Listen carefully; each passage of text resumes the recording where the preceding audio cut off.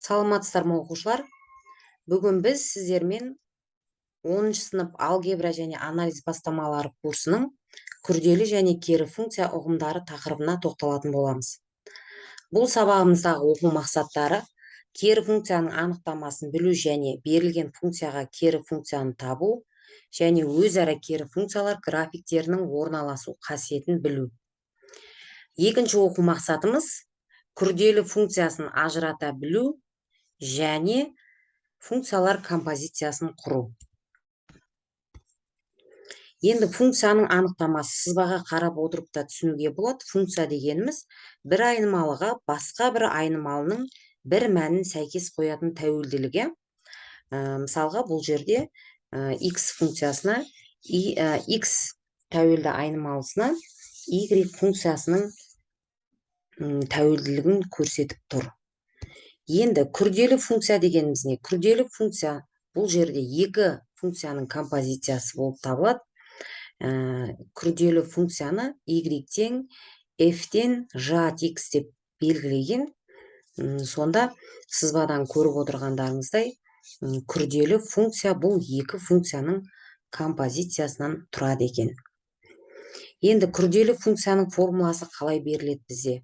Y тең f-тен жат x немесе y тең f көбейтілген жат x деп бейнеленеді. Енді y тең бір мысал қарастырып көрейік. Y тең f жат x күрделі функциясынан тұратын f және ж функцияларын анықтап көрейік. Бізге осындай күрделі функция беріліп тұр екен. Бұл күрделі функцияның ішінен біз анықтауымыз керек f(x)-ті және ж(x)ті, жат x-ті. Ал қалай анықтаймыз? Мұнда біз былай берілгеніне қарасақ, берілгені бізде y тең f ж x-тан деп тұр. Демек, f(x)іміз біздің түбірасты x болады, ал жат x-іміз 2x минус 1 болады. Міне 2x минус 1, 2x минус 1-іміз осы x-тің орнына келіп тұрғандықтан бізде күрделі функция y тең түбірдің астына 2x минус 1 болып тұр. Келесі, екінші функциямызда f от x-іміз болады косинус x, ал жат x бізде болады x қосу пи бөлінген 6. Міне осылай f және ж функцияларын анықтап алуға болады екен. Келесі, енді қарапайым f от x және жат x функцияларынан біз y тең f-тен жат x және y тең ж-дан f от x күрделі функциясын құрастырып көрейік. Берілгенін көрейік есептің. Есептің берілгені осылай беріліпті. Екі функция берілген. Біз осы екі функциядан күрделі функцияны құрастыруымыз керек.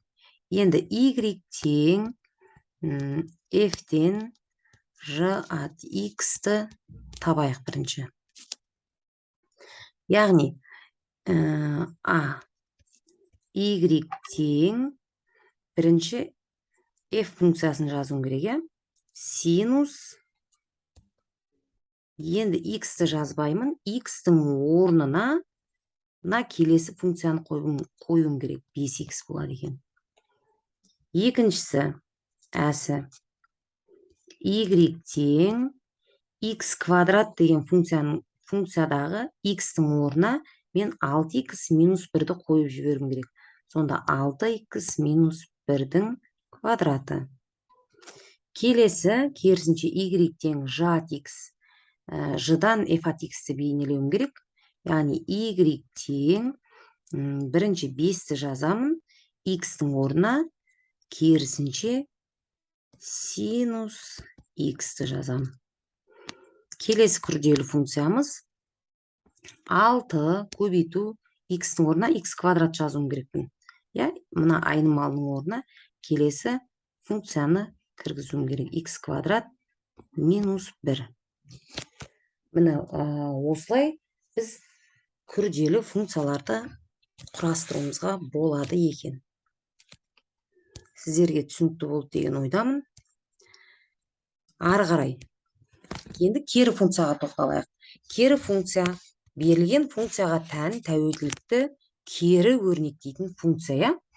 Берілген функцияға кері функцияның бар болуының бірінші шарты. Қандай жағдайда бізде кері функцияның бар болады? Егер функцияның бір мәніне аргументтің бір мәні сәйкес келетін болса, онда функцияның кері функциясы табылады деп атайды. Берілген функцияға кері функцияның бар болуының екінші шарты. Яғни, оның монотондылығы, яғни функция қатаң монотонды болу керек. Тек өспелі, не тек кеммелі.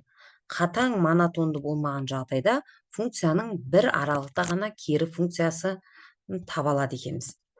Енді қараңыздар, мынау y тең f от x функциясына y тең f минус 1, яғни дәрежесінде штрихпен көрсетіліп қойған кері функциясының графигі y тең x функциясының графигіне симметриялы болады екен.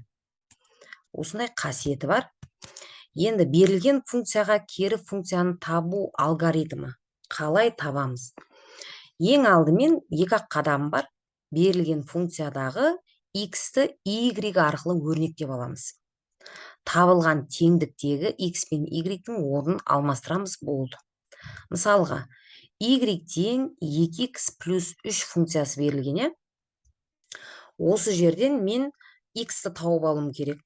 Яғни x-ті тауып алу үшін не істеймін мен? Берілген y тең 2x плюс 3, 2x тең y минус 3 болады. Осы жерден x-ті табатын болсам, y минус 3 бөлу 2 болады. Енді функциядағы x пен y-тің орнын алмастыра саламыз. Онда y тең, мына функциямыз қайтып шығады. Енді біздің тапқан функциямыз, алғашқы функциямызға берілген функцияға кері функцияма тексеріп көрейік. Яғни сәйкестікті тексеріп көрсек, x-тің орнына 4-ті қойып көреміз, сонда бізде 11 шығады. Ал енді кері функцияға 11-ді қойсақ, қайтадан 4-іміз шығып тұр. Демек, сәйкестік орындалып тұр екен. Енді осыған бір мысал қарастырып көрейік өзіміз. Y тең 2x минус 6 деген функция берілді. Ең алғашқы не істеймін мен? Мен осы берілген функциядан x-ті тауып алам. Яғни 2x тең y плюс 6. Енді ары қарай x-ті тапсам, x тең y плюс 6 бөлінген 2 болады. Немесе бұны былай да жазуға болады. X тең, әрқайсысын жеке-жеке 2-ге бөлсем 0,5 y қосу 3. Енді осы шыққан теңдіктегі x пен y-тің орнын алмастыра салам. Яғни y тең 0,5 x плюс 3 шығады екен. Міне, менің кері функциям шықты. Енді осы кері функцияда графигі қалай болады екен? Тағы бір рет көрейік. Міне қараңыздар.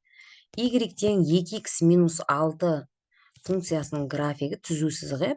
Білеміз біз, сызықтық графиктер бұлар. Енді келесі осыған кері функциямыз, ол y тең 0,5x плюс 3. Бұл да түзу сызық болады.